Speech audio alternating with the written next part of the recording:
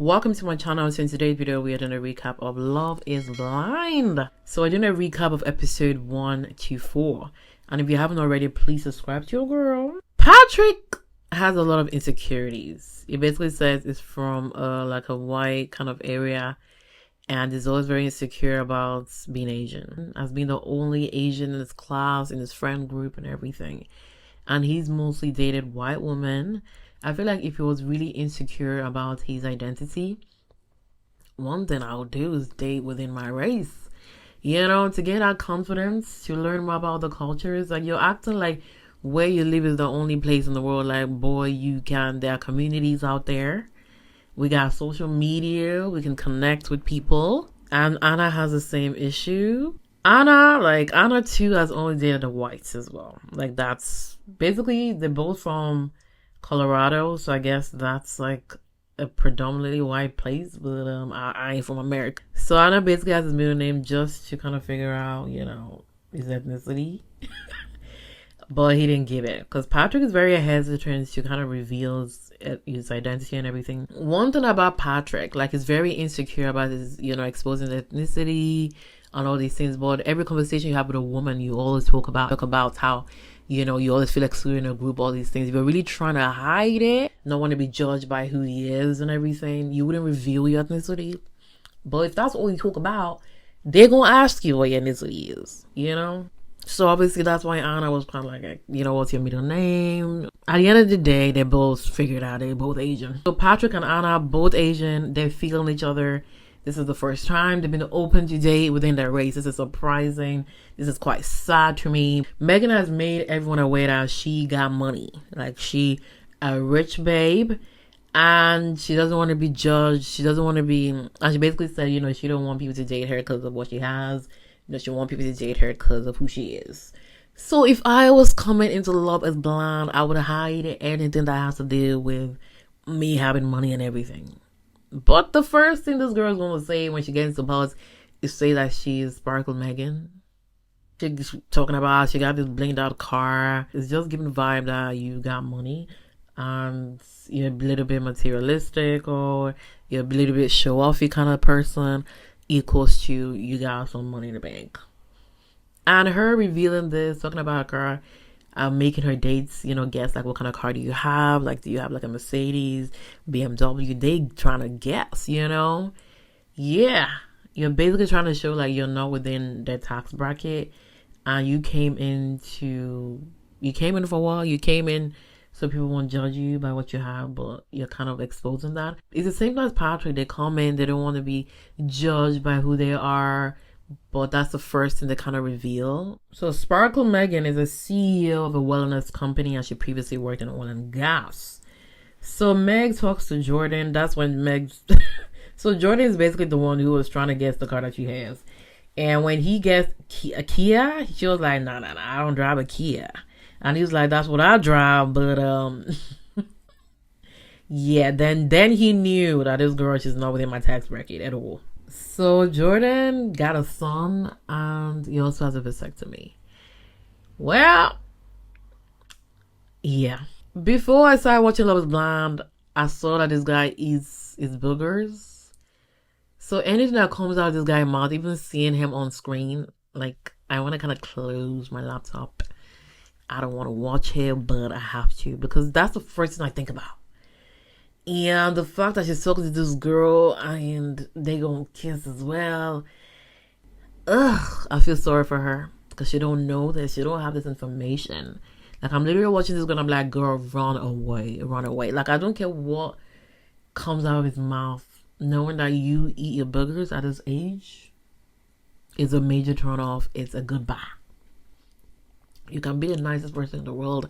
I don't want to be with you. So KK, in your first conversation with a man, you're saying you're a 50-50 kind of girl. Well, good luck with that.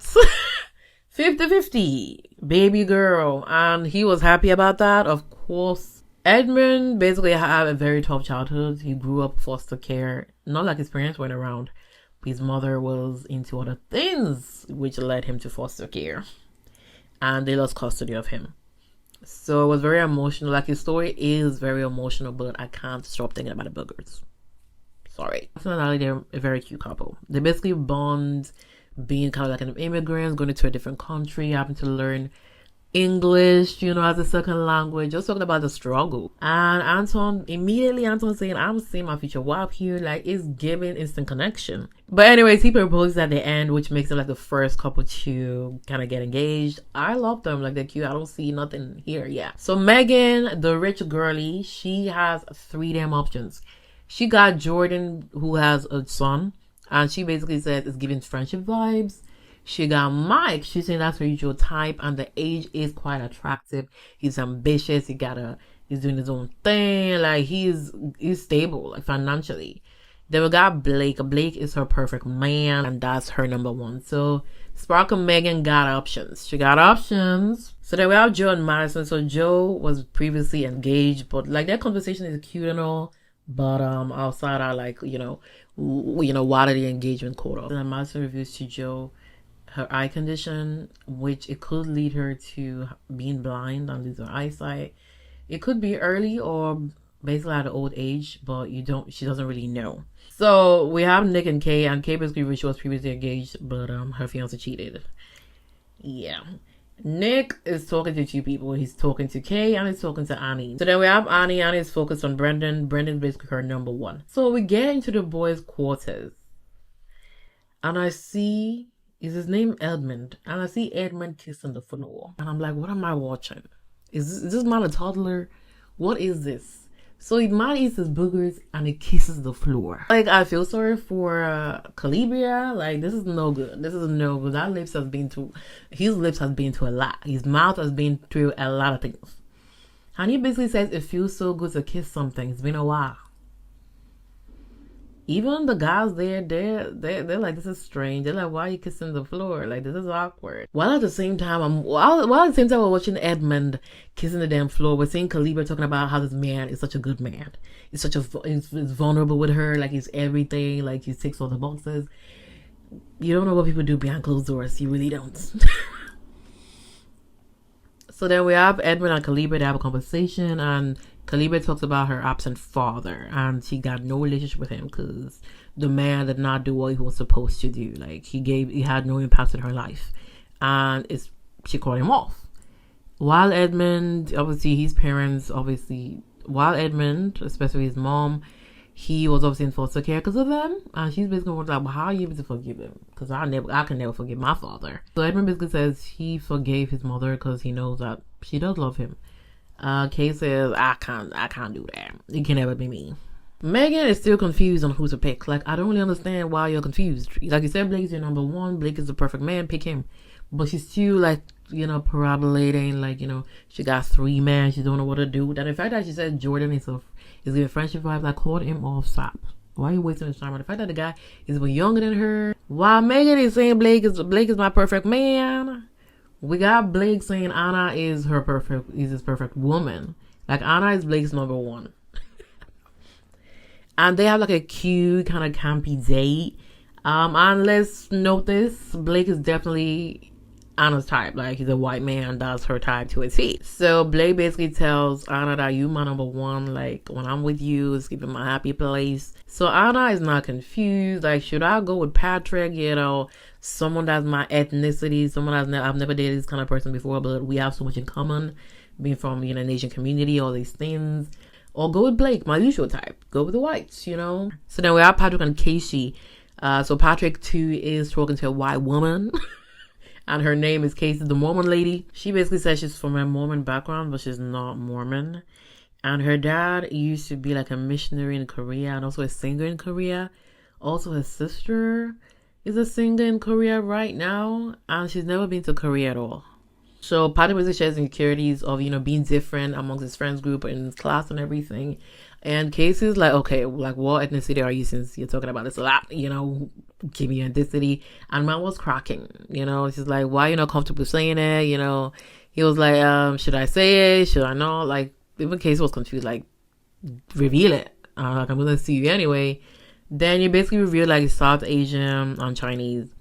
And Casey basically says she's never dated an Asian person before, but her family, they're quite, diverse. Like she said her family be happy she's dating an Asian man just to make him happy, because I don't think Casey's feeling it, but it is what it is. The way I was so scared to say it's freaking Asian, like what were you expecting? This is why I said, like, if you don't want people to judge you, if you don't want people to judge you based on your ethnicity, don't talk about it, don't reveal it. So then we have Joe and Madison. So Joe proposes to Madison. That's cute. Love that for them. Anna basically says, I see Blake. Blake is my safe place, but Patrick, things are deeper.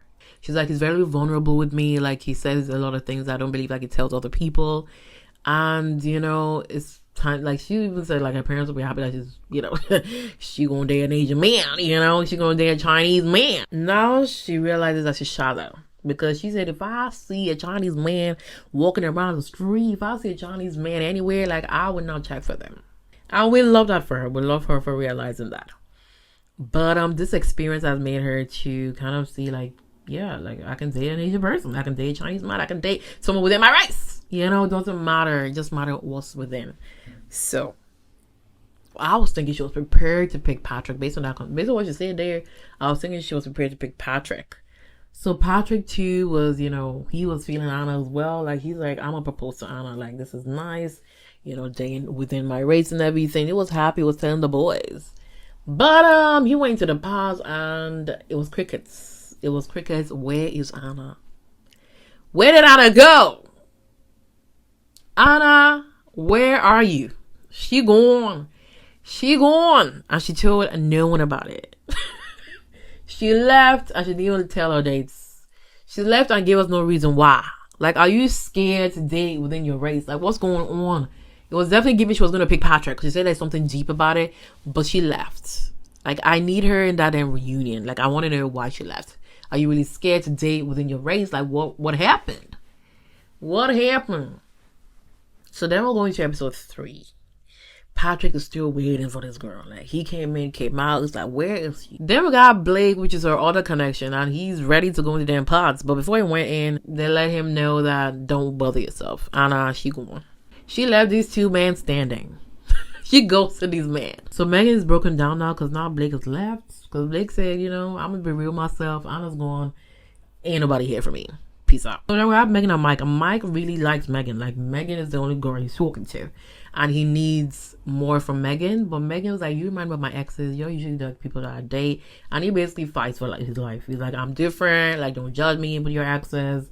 But she basically says she needs more time.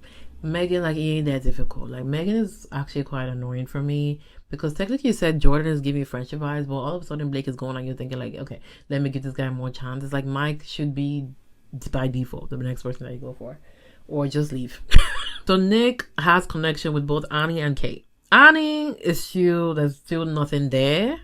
While Kate confesses that he loves her. And Kate just says, I'm falling for you. Kate's like, not love yet. Like, that's gonna be something that will grow. Then we have Calibra. She wrote Edmond a cute letter, a heartfelt letter. It was from a freaking heart. And Edmond proposes to her as well. Patrick and Casey. So Patrick, Anna's gone. Patrick's gotta move on. Patrick is like, I must get married. Like, this is the goal. So he's gonna further pursue Casey. So he tells Casey, like, I don't really see, like, you have much passion for this. Like, do you actually want to get married? Like, I need more from you. And Casey says, like, she basically believes that she's holding back. And basically says, and Casey said, I'm here because of you. Like, I left 2 days ago. Edmond and Calibra got the reveal and she kissed him. She kissed him. And I'm not thinking, like, Calibra, like, what? Man has kissed the floor. Man is eating his boogers. You probably ate it a few minutes before the reveal. Oh, you ate it out. I feel sorry for this girl. I wish I could enter the screen and let her know. Anyways, so we have Nick and Annie. They have the religious talk. Annie basically says he's a Christian, and does she want to raise her kids as Christian? And she basically says, yeah. And then they talk about LGBTQ, because I was thinking Nick, he basically says, like, if your child comes out as an LGBTQ, will you be supportive? She said, nah. She said, like, it's a fight for her. She said she's going to let her child know, like, it's not, like, that's not the way to go. And Nick gives a story about, his mom thinking he's gay because he was in his room being emotional. Well, next conversation. Casey came here for clout. She basically said that she got like an invite to like a dating show, and her ex basically says, girl, go, like you be the hottest one day. When you come back, I'm gonna be here. He says go on it's a business trip. It's a business trip. Get the clout, come back home. It is what it is. Like, people do this. It's nothing new. So then in the pause, she reviews this to Patrick. But then he asks, what about Love is Blind? Is he aware of that? She's like, yeah. But he doesn't believe it's going to work or anyways. And she wants to prove him wrong. She wants to prove him wrong that it's going to work. And the fact that obviously Patrick is like, I've been screwed over before. Like, I've been here before. And she was like, if you want me to block him, I will. It should be blocked already. It shouldn't even be near you at all. Like, it should be a goodbye. So many things, so many flags here. The ex is still in that damn picture. That ain't her ex. That's still her boyfriend. The boyfriend is still waiting. He's still waiting for her to get a clout that she needs and Love is Blind. And they're going to get back together. Patrick ran away. And the way she changed the conversation, she was like, she going to walk before she came to Love is Blind. Why? What? The switcheroo. The thing she's going to do to him. Like, she knows he's going to be so hot. Because Patrick has been saying, like, many people have told him that, he's good looking. He's good looking for an Asian guy. So, obviously, she has, like, this, picture in her head that he's going to be some muscular, good looking Asian man, Chinese man. Like, yeah, she got that thing in her hair. So, anyways, despite all these issues that I could see with Casey, Patrick ended up proposing. Like, man is desperate to get married. So then we have Jordan and Megan. And she opens up about her father having diabetics. I tried to take care of him and everything. While Jordan's son too has diabetics. So obviously there's a deep kind of connection there. They have, something emotional to discuss about. So that's very deep. So now they're getting a little bit closer with that information. And she basically says she can take care of him and everything. Jordan's like, I appreciate it, but I ain't gonna put all the onus on you. Like, she got a mother too that's in the picture and everything, but she really got emotional. Like, she really wants to do well. She really wants to help him out based on the experience that she has had with her father. Okay, so Nick basically reveals that he's also getting to know someone else, and he has a thing for her, but Kate, you're the only one that said I love you too. And she was confused. She was like, you told me you loved me 2 days ago. This is giving love bombing. This is giving you just trying to trap me here. And then he was like, nah. Like, me telling you I love you, it was actually deep. I was journaling about this. I was thinking about this for long nights. Like, you don't know, the courage that it took me to say that I love you. Like, I actually do. Then she was like, it's all good. She laughs it up and said, you're just looking for a fight. You just want to create some tension, but we good. But then she started saying things that she loves about him and everything, but I'm just falling for him. She don't say I love you yet. The man goes further and says, are you gonna build a relationship with God? And she's like, nah. Like, and it was like, that's not what you told me. I'm like, what the heck? You say you were from a religious household? Remember what you say? Remember what you said? I'm like, girls, like, him down. Like, I already told you, after my mom died of cancer, I don't believe in God. I pray that she just get a spiritual encounter, but you can't force someone. So Nick knew exactly what he was doing. This is manipulation. He's like, this information that I received, like, I don't feel like we're going on the same path. I have love for you, though. Like, he changed this to now it's I have love for you. Now it's not I love you. Now it's I have love for you. So after breaking up with Kate, that is clearly so you love. He's like, I hurt someone, and that was a connection that came at me with daggers. What daggers? You were the one that was coming at her. And he was like, I prayed about this. I prayed, when I came in here to speak to you. I just knew you were the one. Nick, I need run. Nick is for the lies, gaslighting, manipulation. There's a lot of things going on here because you just told the girl you loved her, and next thing you were telling another girl that she's the one. Like, and he tells her that he loves her. Well, yeah. He's a love bomber. He's a love bomber. Yeah, now Annie's locked in. And I'm really sad for her. And before, Brendan was Annie's number one. But things have changed because Nick has locked her up. So Annie came in with Brendan and it was a whole nother town because Nick has locked her up. And girl came in and says, we don't have strong conversations. We don't have serious conversation. Like, you didn't have this energy before until Nick told you that he loved you. And Brendan was fighting for his life because he really likes Annie. He was like, things are going to work. And the fact that Annie, yesterday you told me that you could see yourself saying that you loved me. What's the change of tone? And she says, I wanted more from you. And the fact that he had like a gift prepared for her. And it's like, with all this conversation we're having, it's better if you don't open the gifts. Let's just call it a day for today. So then Brendan talks to the boys, including Nick. He talks to Jordan and Nick. And he basically says he doesn't understand change of tone. Because this girl was, all up on me yesterday. But things have changed. Why Nick at the same time? He's like, he's, the girl that he's talking to, he's very uncertain about her. And she's not usually the girl that he would go for. It's just like, you just told the girl that you love her. You just told her she's the one. You just told her that you prayed. This man is a gaslighter and manipulator. So Brendan and I did have a conversation, and Brendan was like, I know you with Nick. I know you, Nick. I got the info. I know it's Nick you're into, but like, I'm the guy for you. It was fine for his life. It was saying that pick me. And she should pick Brendan. Brendan seems like a safer option. Because Nick, I don't see. And she basically says that she needs to think about it, but we all know, like, she's gonna go for Nick.